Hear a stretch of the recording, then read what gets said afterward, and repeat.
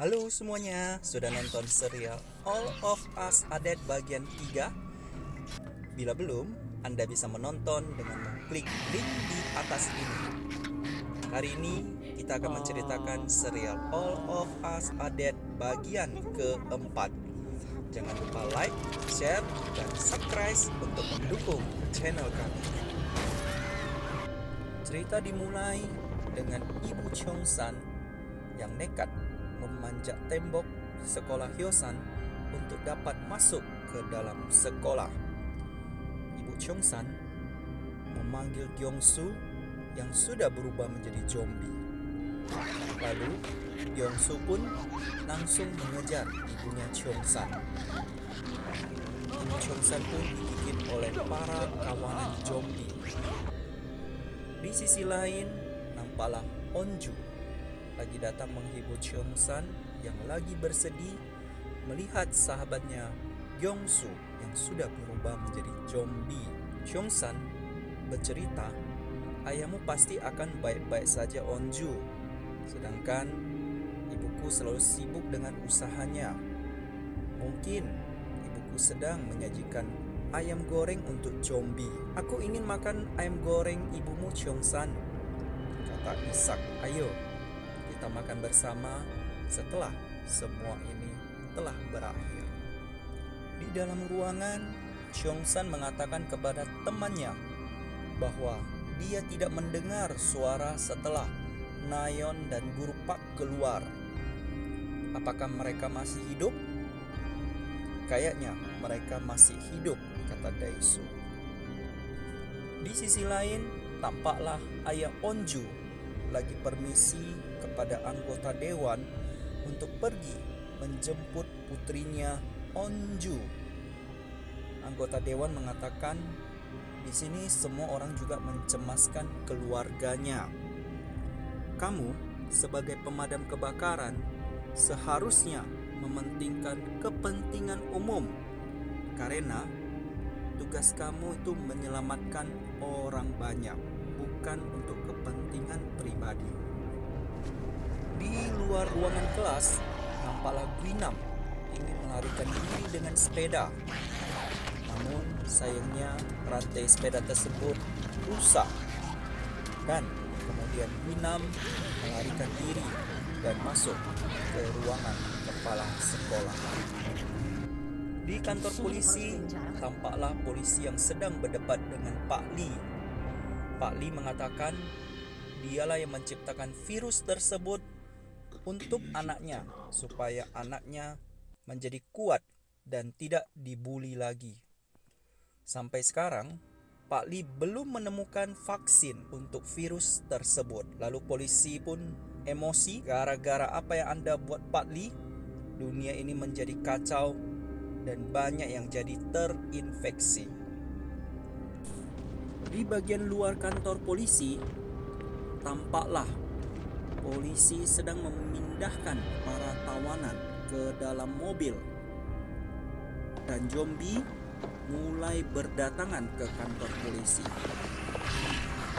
Saat polisi dan Pak Lee keluar dari ruangan, tampaklah beberapa polisi digigit oleh zombie, dan kantor polisi pun menjadi sarangnya zombie.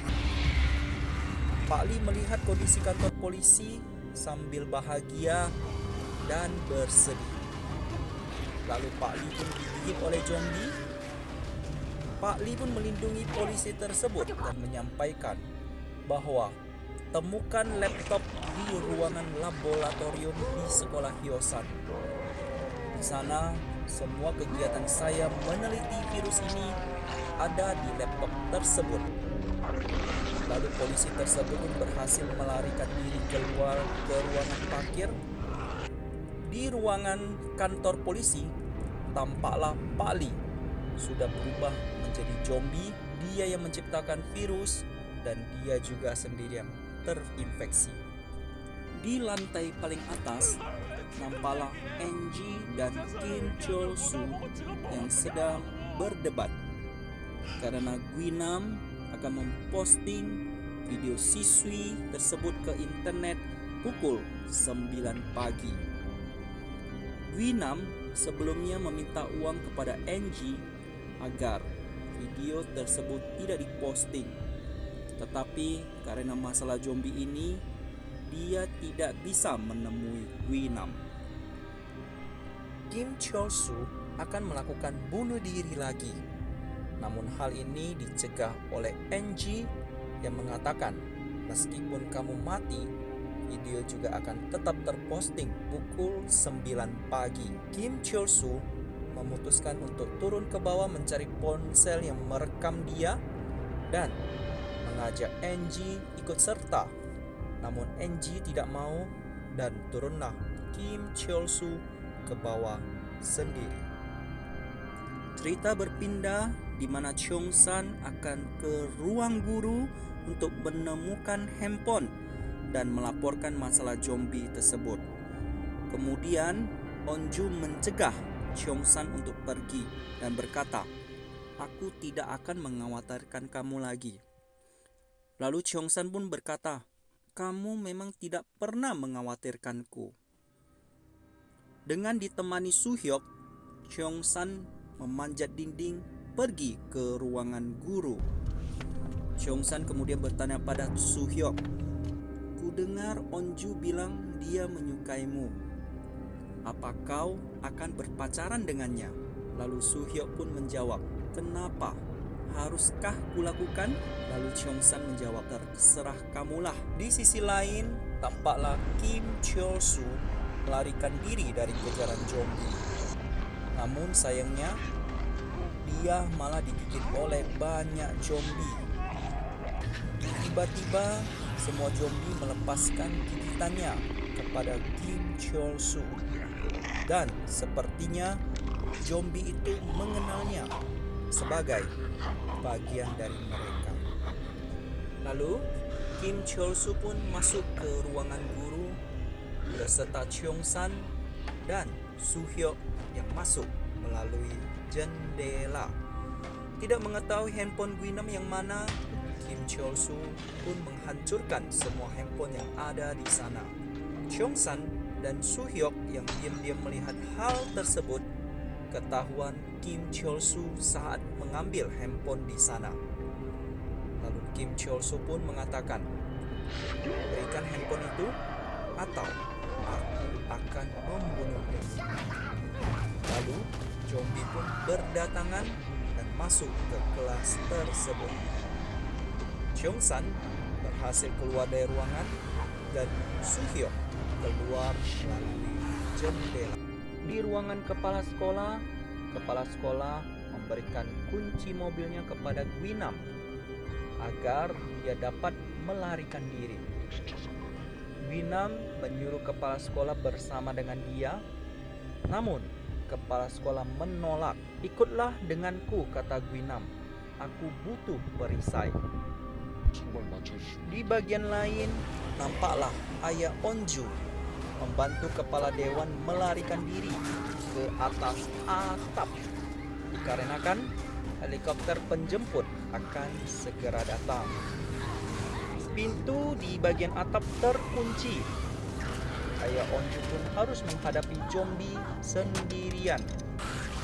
Dengan air pemadam kebakaran, ayah Onju harus menghadapi ratusan zombie.